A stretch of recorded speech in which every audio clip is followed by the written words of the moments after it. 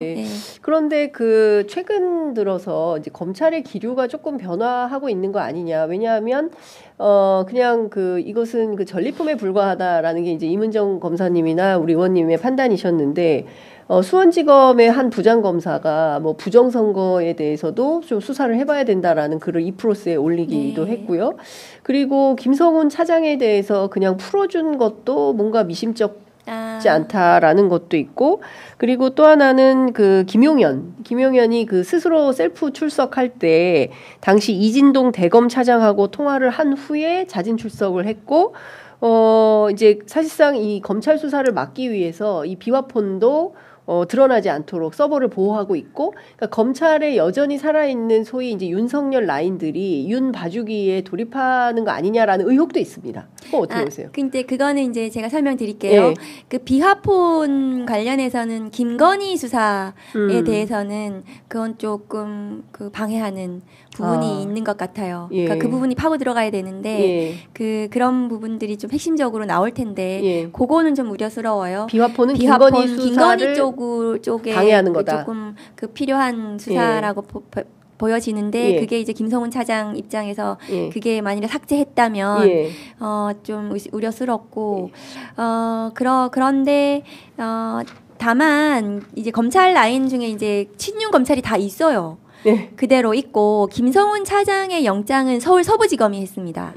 그러니까 특수본이 한 게 아니에요. 그러니까 특수본에서는 내란 수사를 하고 있는데 박세현 고검장이 특수본부장으로서 그 하고 있는데 그 경호 차장과 관련한 이런 부분들은 서부지검 친윤 검찰이 그대로 하고 있는 거고 심우정 검찰총장 지휘를 받아서 저는 하고 있다고 생각하는데 심우정 총장 지휘죠. 그 김성훈에 대한 영장을 기각하는데 서부지검 당직 검사 혼자서 했을 리는 없는 거예요.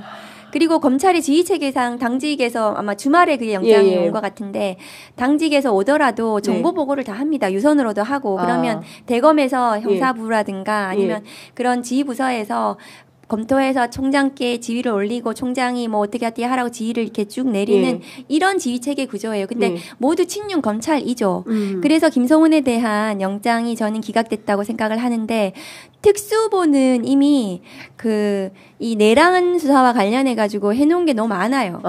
그러니까 이거를 되돌릴 수는 없는 거예요. 특수본 자체는. 그러니까 이게 그러니까 그 수사라는 건 생물이어가지고 동력을 가지고 그냥 쭉 가버린 거예요.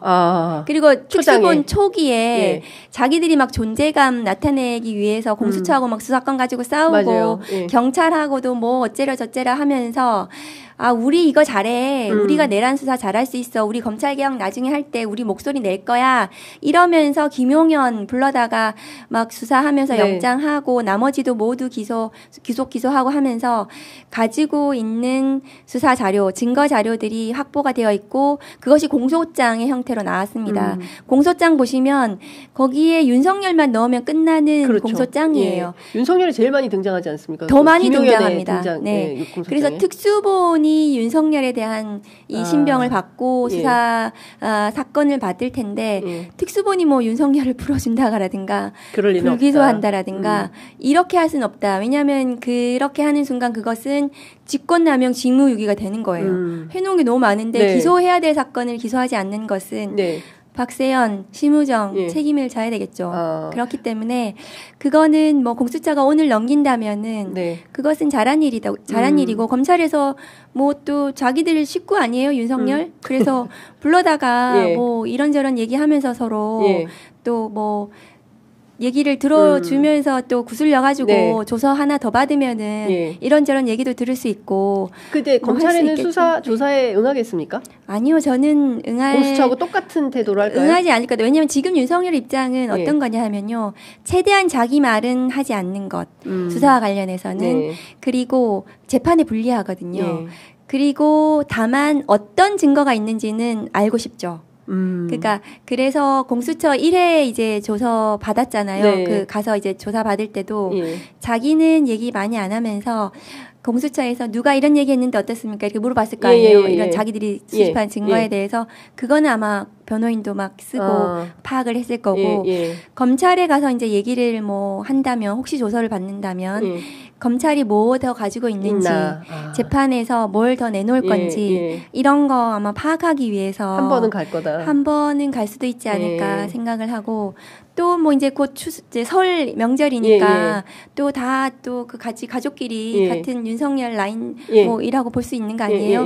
모여가지고 서로 또 회포를 풀 수도 있겠죠. 회포요? 네. 술 마셔요? 네, 모르겠습니다.